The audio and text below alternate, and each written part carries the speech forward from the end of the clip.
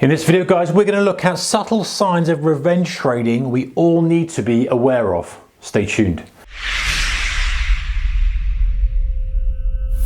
Hey traders, a very warm welcome to you. All right, so subtle signs of revenge trading that every single trader needs to be aware of. You know, whatever stage of your career you're at, these are things that can creep in and can cause damage if left unchecked. Very easy to nip in the bud early, but we know, guys, revenge trading just never ends in a good place. It comes from a different perspective in the brain, different part of the brain. Your decision making is completely different. You're not thinking clearly, and you're focused on getting it back. And I can't jump the gun a bit, but you're focused on getting stuff back rather than executing your process and fine-tuning the way you trade and fine-tuning little bits in your plan and your strategy to get better. That's what you should be doing rather than just kind of hammering away, just trying to get the money back. So what are the subtle signs? So we've got some more of the obvious signs, but some of the subtle signs are going back to the same market. You might find, because the obvious signs, by the way, let's just backtrack a little bit. The obvious signs are that you're actually saying, I'll revenge trade. You just know it. You can feel it. You're angry. You want the money back. Just like you want revenge on any other aspect in life, you know that feeling of wanting to get revenge. And that's an obvious sign. But some of the subtle signs are things like going back to the same market. So, this is where we pick up, by the way, guys, the subtle signs are where we pick up. If we can pick up early before we go into full-on revenge mode, it's far easier to reverse than it is when you're in full-on revenge mode, because then you're deer in headlights, you're so blinkered, it's like anger and frustration, all those things keep you just not listening to anything. Whereas if you can start to pick up early, then hopefully you don't go into full revenge trade mode, trade until I end up doing the damage. So the first thing is, that's unlucky, going back to the same market. So when you're going back to the same market, there's nothing wrong with it per se. Like any of these things, they'll be okay to a certain degree. But if you keep going back to the same market, you're careful that you're not expecting that to return your money. You're not thinking, I'm going to go back to cable because cable was where I took my loss. And so cable is where I'm going to keep trading. And you keep trading it. When actually, it might not be conducive to the strategy you've got. If you're buying pullbacks and you're looking to buy into strength and momentum and all these things, you may not be trading in the right type of environment. It may be trading in a rotational range bound environment, in which case you're just punching a brick wall hoping to get through. There is an operational consideration to say, well, okay, I'm not traded well, so maybe I need to shift the market I'm trading. Maybe I need to step back a little bit from trading that market. So watch out if you're going back to the same market time and time again. The second thing is taking the same trade after a stop.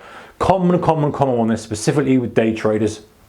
You take a trade, you think, I've been stopped, maybe it pops back up a little bit, and you go again. And that is probably, I want to get my money on this trade. I want to get that money back that I've made on that loss, and I want to make money on this trade because my thesis is right. Look, I've only just been stopped out. And guys, this is normally in a breakout situation.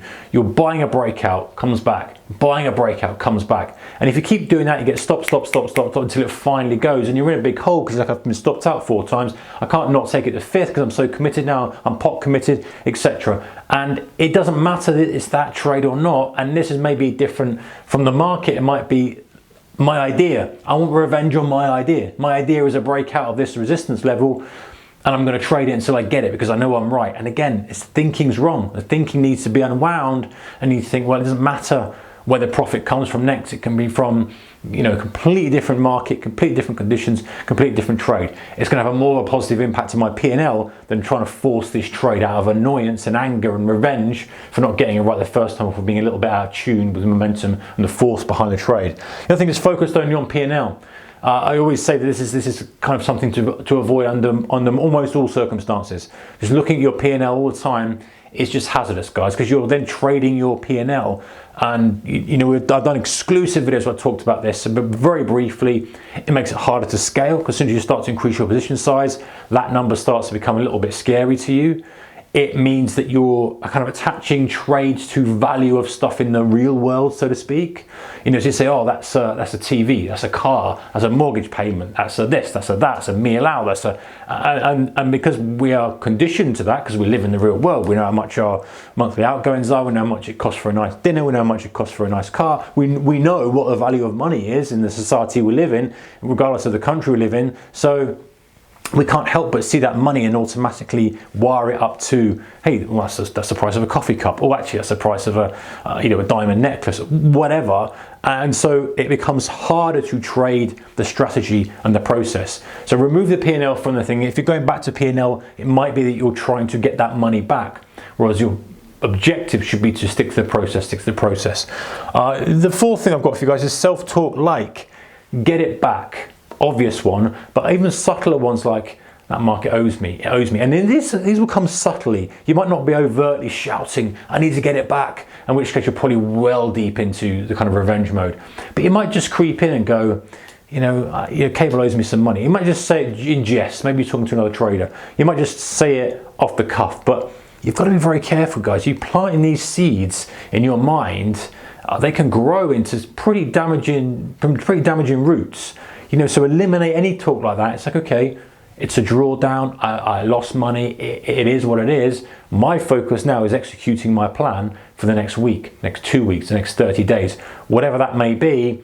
And then we'll see where we are again. So the focus shifts. It's a slight shift in focus, which is much more conducive to getting yourself, if you want to get it back. Now listen, guys, we want to get the money back. Right, let's just put all the talk out for a second. You want to get it back and you want to go to new highs in equity curve. We're not under any illusion that's what we want to achieve. We're here to make money. Yeah, we're not here for sport. Yes, we enjoy it, but we're here to make money. And the objective is to get back to the watermark highs and keep pressing. So we're not in any illusion about where we're trying to be. It's just what we're focused on. If we're focused on getting it back, we're in trouble. If we're focused on the process, then we'll overtake that high watermark and we'll make more money and we'll be above the previous high. And before we even look around and check the P&L, we're pleasantly surprised. The final thing, guys, is feelings of loss and win, or feelings of you and them and a debt. And I guess actually this one probably is more likely to be with this owes me section or comment. But feelings of loss, win. So what I mean by this is basically saying, okay, if you're framing things in I've lost something, not in terms of the money, in terms of it's a competition, like it's you versus the market, it's you versus cable, it's you versus yen, it's you versus the stock. It needs to be nothing like that. It needs to be that this is its own vessel, its own entity, its own organic moving matter, ocean, however you want to frame it in your mind, and you are just going to join the ride and jump out and take what you want from it. Join the ride, jump out, and the surfing is a great analogy. It's an ocean, it's a wave, you look for the right wave, you catch it, you get your wave, perfect, you grab what you need out of it, and then you look for the next one. That's how it needs to be. When it's you versus that, you versus the market, and it's going to be, if I win the battle, I win money. If I lose the battle, that framing in the mind is never, ever going to work.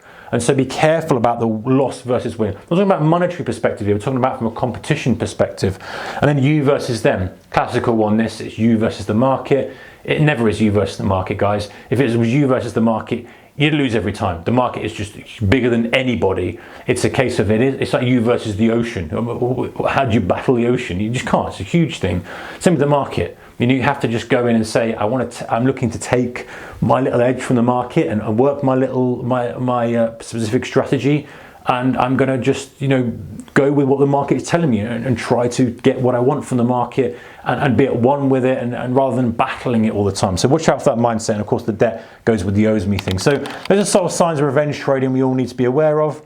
They are subtle, they are nuanced, but if you catch them early, hopefully you can not go into the mode of just pure revenge. I want to get the money back, which is very hard to get out of, and it very, very rarely ends in a good way. Take care, guys. See you next one. Bye-bye.